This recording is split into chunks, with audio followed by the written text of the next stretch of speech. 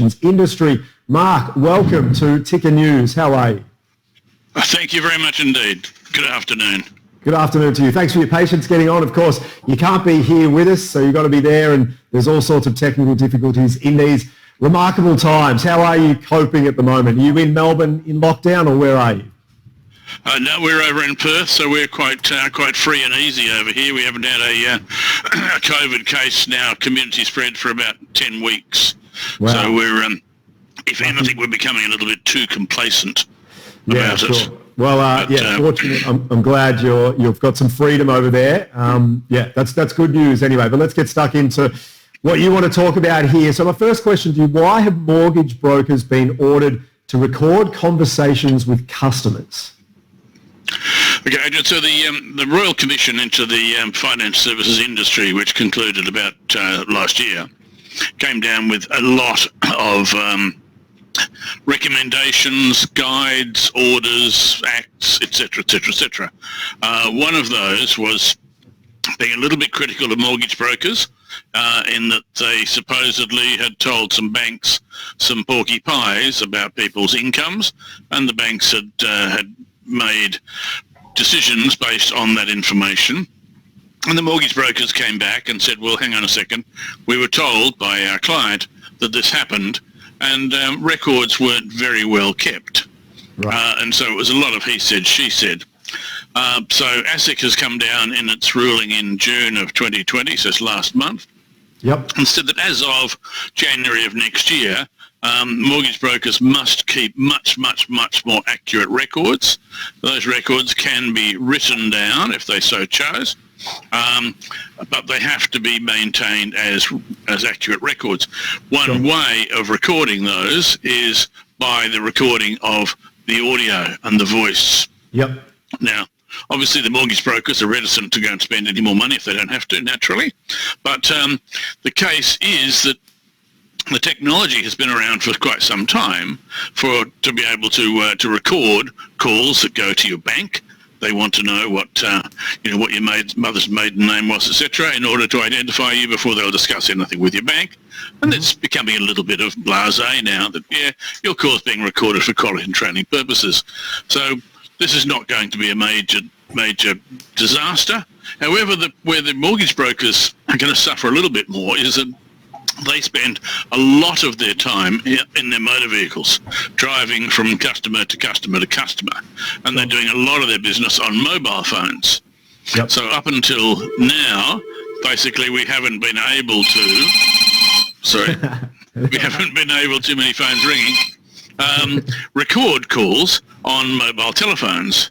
And that's been the challenge facing the industry. But as of this week, we have been able to work with Telstra to find a solution to that, so that we can record the calls both in the call centre, which is most of them are called now, but we can also cover that on calls which are on their mobile phones in their car, when clearly they can't make any recommendations. Right. Well, it sounds like business is booming in the background, which is good news. Hey, my apologies for that. Not at all. It's good. Good background sort of ambience. Next one, how can businesses record calls on a mobile phone? Okay, so basically, with in the technology now, with call recording systems, there is one that we sell, which can then work in with Telstra. Unfortunately, it doesn't work with the other carriers at this stage anyway, but with Telstra, and then any call that goes in through the Telstra 4G, 5G, 3G network, or through their phone systems, can all be recorded at source. So that information is available. It's available. ASIC will want to check it at some stage, but it's also available to those brokers and their businesses, just to make sure that everything is above board. That you have got a situation whereby the broker, the business knows what each individual broker is saying. Right. It might be, for example, that the law dictates that in order to be able to talk to this particular customer, they must identify them if they're doing a telephone, same as your bank does. So this particular software now will ensure, or measure, whether or not Bob the broker actually did qualify who he was talking to before he gave out confidential information. This is all done in the cloud, so very simplistically and very efficiently, and above all, most compliantly. From the broker's perspective, they're safer, the banks are safer, ASIC's safer. At the end of the day, the consumer is also much safer. Because if you remember, you'd probably be too young, but I can remember these notebooks. When I was at school, you used to sort of stick one down the back of your pants before you went to see the headmaster, and you got cane. And that was called protecting your ass, excuse the French. Very good. So these days, you're still using that to protect your backside by writing things down. Now, because of the digital age, we don't get the opportunity to write things down because things go too fast.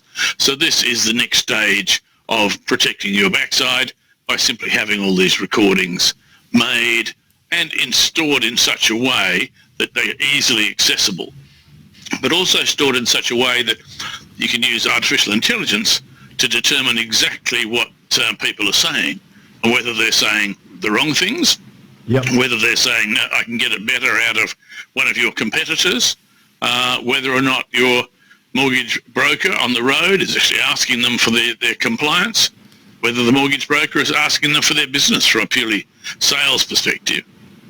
So there's a huge amount of information which the business can garner from this, just to make sure that everybody is doing the right thing. So I think it's a really, really positive move, been forced upon the brokers, and I believe it will be continuing to be forced upon other sectors of the financial services industry.